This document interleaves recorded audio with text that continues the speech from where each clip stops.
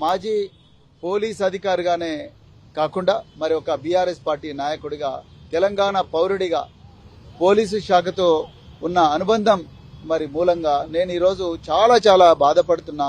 నాతో పాటు యావత్తు తెలంగాణ సమాజం కూడా బాధపడతా ఉన్నది. నిన్న కాంగ్రెస్ నాయకుడు టీపీసీసీ వర్కింగ్ ప్రెసిడెంట్ జగ్గారెడ్డి గారు బహిరంగంగా పోలీస్ అధికారులను ఘోరంగా అవమానించినందుకు మరి నిన్న జరిగిన సంఘటన పూర్వాపరాల గురించి కొంత చెప్పాల్సిన అవసరం ఉన్నది.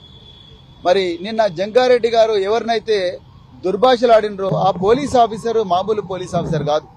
ఆ శివకుమార్ యాదవ్ అనే పోలీస్ ఆఫీసర్ 2009వ సంవత్సరంలో ఉగ్రవాదులు, అది మరి ముఖ్యంగా under world dance, mafia dance ఎవరైతే ఉన్నారో ఆ మాఫియా డాన్స్ హైదరాబాద్ నగరంలో తిరుగుతూ ఉంటే వాళ్ళు పోలీసుల మీద దాడి చేస్తే ఎదురుగా కాల్పులు జరిపి ఈ రాష్ట్ర ప్రతిష్టను పెంచిన ఒక మంచి ఆఫీసర్ శివకుమార్ యాదవ్.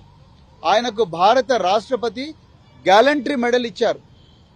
అంత మంచి రెప్యుటేషన్ ఉన్న ఒక అధికారిని, చట్టం ప్రకారం డ్యూటీ చేస్తున్న అధికారిని పట్టుకొని TPCC working president ex MLA Sangareddy Jaggareddy ఘోరంగా అవమానించిండు. మరి సంగారెడ్డికి పోయింది జగ్గారెడ్డి, ఆయన సంగారెడ్డి ఎక్స్ఎమ్మెల్యే కావచ్చు, కానీ జగ్గారెడ్డి మామూలుగా పోలేదు.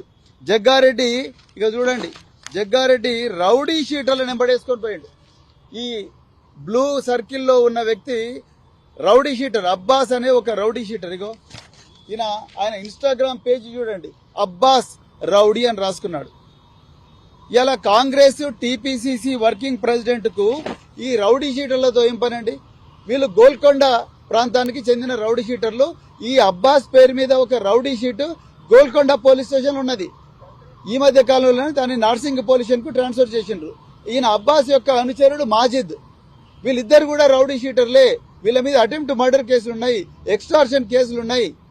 వీళ్లను పట్టుకొని ఒక ఎక్స్ఎమ్మెల్యే టీపీసీసీ వర్కింగ్ ప్రెసిడెంట్ ఎట్లా పోతాడండి? వీళ్ళేమన్నా అక్కడ ఓటర్లా?